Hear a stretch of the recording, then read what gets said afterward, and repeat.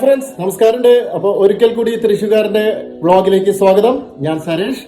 അപ്പോൾ ഞാൻ ഇന്ന് നിങ്ങളുടെ മുന്നിലേക്ക് ഒരു കലാസ്വാദകനെ പരിചയപ്പെടുത്താനാണ് വന്നിട്ടുള്ളത്. നമസ്കാരം ബൈജേട്ടാ. നമസ്കാരം സരേഷ്. എന്തുണ്ട്, സുഖമല്ലേ? സുഖമായിരിക്കുന്നു. ബൈജേട്ടാ, എന്തുണ്ട് വിശേഷം? സുഖമായിരിക്കണു. ബൈജേട്ടാ, അപ്പോളേ ബൈജേട്ടന് ഈ ജാനകി അമ്മയോട് ഇത്രയും ഒരു ഇഷ്ടം തോന്നാൻ കാരണം എന്താ? ജാനകിയോട് ഇഷ്ടം എന്ന് പറഞ്ഞു കഴിഞ്ഞാൽ നമ്മൾ ചെറുപ്പം തൊട്ട് കേട്ട് വരുന്ന ഒരു പേരാണ് ജാനകിയമ്മ. യേശുദാസ് എസ് ജാനകി. നമ്മൾ റേഡിയോയിലൊക്കെ കേൾക്കുമ്പോൾ കേൾക്കുന്ന ഏറ്റവും വലിയ പാട്ട് അല്ലെങ്കിൽ ജാനകിയമ്മ പാടിയുള്ള പാട്ട്. തീർച്ചയായിട്ടും. അപ്പൊ അതുകൊണ്ട് ചെറുപ്പം തൊട്ടേ തന്നെ നമുക്ക് അത് ഉള്ളിൻ്റെ ഉള്ളിൽ ഇങ്ങനെ കയറി പറ്റിയിട്ടുണ്ട്. അതുപോലെ തന്നെ ബൈജേട്ടന് ഈ ഒരു പാട്ട് പാടുക അല്ലെങ്കിൽ ആ ഒരു കലാസ്വാദനം ജീവിതത്തിൽ പ്രവാസ ലോകത്തും കൊണ്ട് നടക്കുക, അത് അങ്ങനെ ഒരു സ്പിരിറ്റ് എങ്ങനെയാ വന്നത്?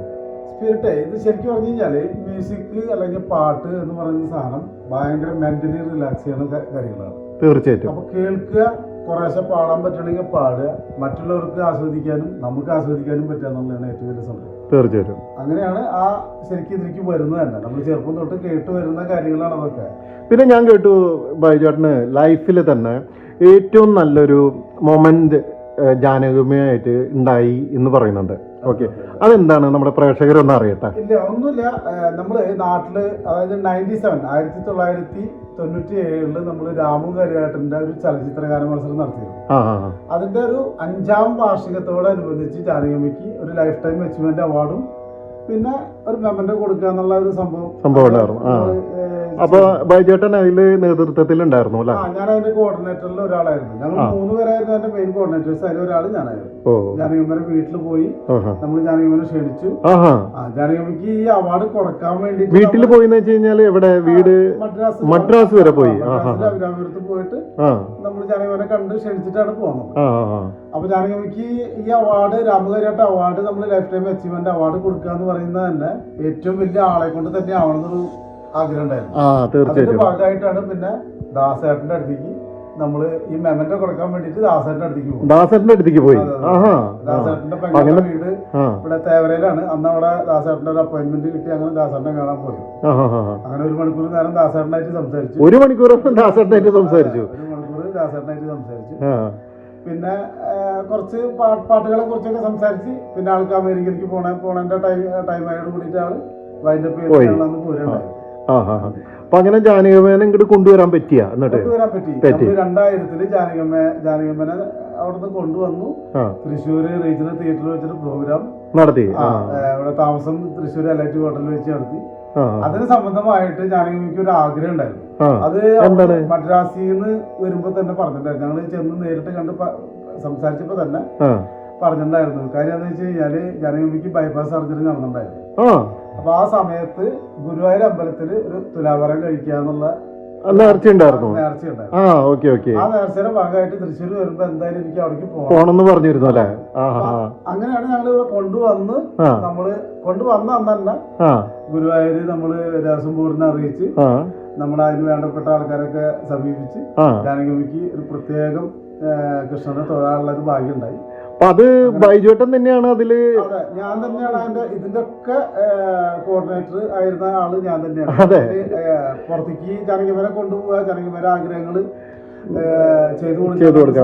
അങ്ങനെ ഭാഗമായിട്ട് ഗുരുവായൂർ പോയത് ഞാൻ തന്നെയാണ്. കോർഡിനേറ്ററിൽ ഒരാള് ഞാൻ തന്നെയാണ്. 3 പേരുണ്ടായിരുന്നത്. 2 പേര് പിന്നെ ബാക്കിയുള്ള കാര്യങ്ങൾ ചെയ്യാൻ. കൃഷ്ണനെ കാണാൻ പോയത് ജാനകിയമ്മയുടെ കൂടെ പോയത്. ശരി. അപ്പൊ അങ്ങനെ ഒരു VIP ആയിട്ട് അതിന്റെ ഉള്ളിലേക്ക് പോവാൻ പറ്റിയില്ല? VIP എന്ന് പറയാൻ പറ്റില്ല, നമ്മൾ VIP അല്ല. പക്ഷെ മറിച്ച് VIP കൂടെ ഇങ്ങനെ നമ്മളങ്ങനെ എത്തിപ്പെട്ടു. ഏറ്റവും വലിയ ഭാഗ്യം. കൃഷ്ണന്റെ ഗുരുവായൂർ അമ്പലത്തിന്റെ ഉള്ളിൽ കയറിയിട്ട് കൂത്തമ്പലത്തിന്റെ ഉള്ളിൽ വളരെ കുറച്ച് പേര് മാത്രം ഉള്ള സമയത്ത് കൃഷ്ണനെ തൊഴാൻ പറ്റുക. അതും നമ്മള് ലൈഫിൽ ഏറ്റവും കൂടുതൽ അമ്മേരെ ഒപ്പം തന്നെ സ്ഥാനം കൊടുക്കുന്ന ജാനകിയമ്മേരെ കൂടെ നിന്ന് തൊഴാൻ പറ്റുക എന്ന് പറയുന്നത് വലിയ ഭാഗ്യം. അത് കഴിഞ്ഞിട്ട് അവിടുന്ന് പുറത്തിറങ്ങിയിട്ട് പിന്നെ തുലാഭാരം കഴിച്ച് നമ്മൾ വളരെ ഭംഗിയായിട്ട് ജാനകിയമ്മയ്ക്ക് അവിടെ നിന്ന് തൊഴുമ്പോൾ തന്നെ ഇങ്ങനെ സന്തോഷത്തിന്റെ കണ്ണീരുകൾ ഇങ്ങനെ വീണുകൊണ്ടിരിക്കുകയാണ്. കൃഷ്ണനെ കാണുന്നതിൻ്റെയും പിന്നെ ആ ഒരു അറ്റ്മോസ്ഫിയറും ഒക്കെ അമ്പലത്തിന്റെ ഉള്ളിലുള്ള ഒരു കാര്യങ്ങളൊക്കെ ഒരു പ്രത്യേക ഇതാണല്ലോ. ആ ഒരു സന്തോഷകരമായിട്ടുള്ള ജീവിതത്തിലൊക്കെ ഒരിക്കലും മറക്കാൻ പറ്റാത്ത നിമിഷങ്ങൾ അല്ലേ? ജീവിതത്തിലല്ല, അത് ചിലപ്പോ ആത്മാവ് എന്ന് പറഞ്ഞൊരു സംഗതി ഉണ്ടെങ്കിൽ അത് എപ്പോഴും നിലനിൽക്കുന്ന ഒരു സംഗതിയാണ്. തീർച്ചയായിട്ടും. അപ്പൊ ഞാനേ ഇപ്പൊ ബൈജേട്ടൻ ഒരു ഏതെങ്കിലും ഒരു ഗാനം, ഓക്കെ, പഴയൊരു ഗാനം ഒന്ന് മൂളി ഒന്ന് കേൾപ്പിക്കാമോ? ജനകീയ പാട്ട് പാടാം. ഒപ്പം എനിക്ക് എൻ്റെ ഒരു ആഗ്രഹം എന്ന് പറയുന്നത്, നമ്മളെല്ലാവരും ചെറുപ്പത്തില്, അതായത് മുതിർന്ന ആൾക്കാരും അല്ലെങ്കിൽ ചെറുപ്പക്കാരും എല്ലാവരും കേട്ടിട്ടുണ്ടാവുക യേശുദാസ്, എസ് ജാനകി കോമ്പിനേഷൻ പാട്ടുകളാണ് കൂടുതൽ കേട്ടിട്ടുണ്ടാവുക. ഇപ്പോഴത്തെ കാലഘട്ടമല്ല, മറിച്ച് മുന്നുണ്ടായിരുന്ന കാലഘട്ടം. തീർച്ചയായിട്ടും. അപ്പൊ അന്ന് ദാസേട്ടന്റെ പാട്ട് കേട്ടിട്ടുള്ളതെന്ന് വെച്ച് കഴിഞ്ഞാല്, ഇന്നലെ മയങ്ങുമ്പോൾ ഒരു മണിക്കിനാവിൻ്റെ പൊന്നിൻ ചിലമ്പൊലി കേട്ടുണർന്നു. അടിപൊളി. ഈ പാട്ടൊക്കെയാണ് ദാസേട്ടന്റെ നമ്മൾ കേട്ടിട്ടുള്ളത്. താമസബന്ധം വരുവാനുണ്ട്, അങ്ങനെ കുറെ കേട്ടിട്ടുണ്ട്. അതെ. പിന്നെ ഒരു പുഷ്പം മാത്രം, കുറെ പാട്ടുകളുണ്ട്. ബാബുരാജ് മാഷ പാട്ടുകളും ദേവരാജ് മാഷ പാട്ടുകളും, അങ്ങനെ ഒരുപാട് മ്യൂസീഷ്യൻസിന്റെ പാട്ടുകളൊക്കെ കേട്ടിട്ടുണ്ട്.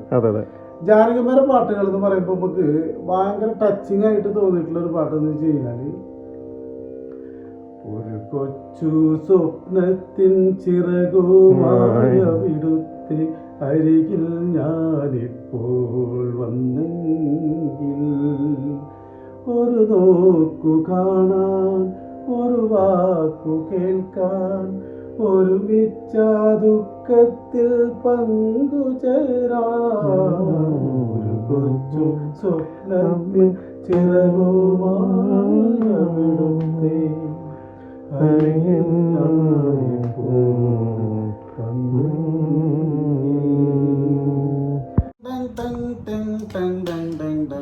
സമയമിതപൂർവസായാഹ്നം അമൃതം ശിവമയ സംഗീതം ഹരിപദമനാദി സോപാനം അനഘസുഹൃതമേ സ്വയഹൃദയം എന്നന്തരാത്മാവിൽ നിന്നാത്മസല്ലാപം നീ ജന്മം സമ്പൂർണം ദേവി സമയവിധപൂർവസായാഹ്നം അമൃതം ശിവമയ സംഗീതം ഹരിപദമനാദി സോപാനം അനഘ സുഹൃതമേ സ്വരഹൃദയം.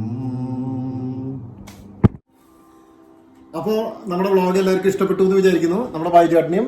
ഓക്കെ, അപ്പൊ ഇനി അടുത്ത ഒരു പരിപാടിയായിട്ട് ബൈജേട്ടൻ നമുക്ക് പ്രേക്ഷകരുടെ മുന്നിലേക്ക് കാണാം.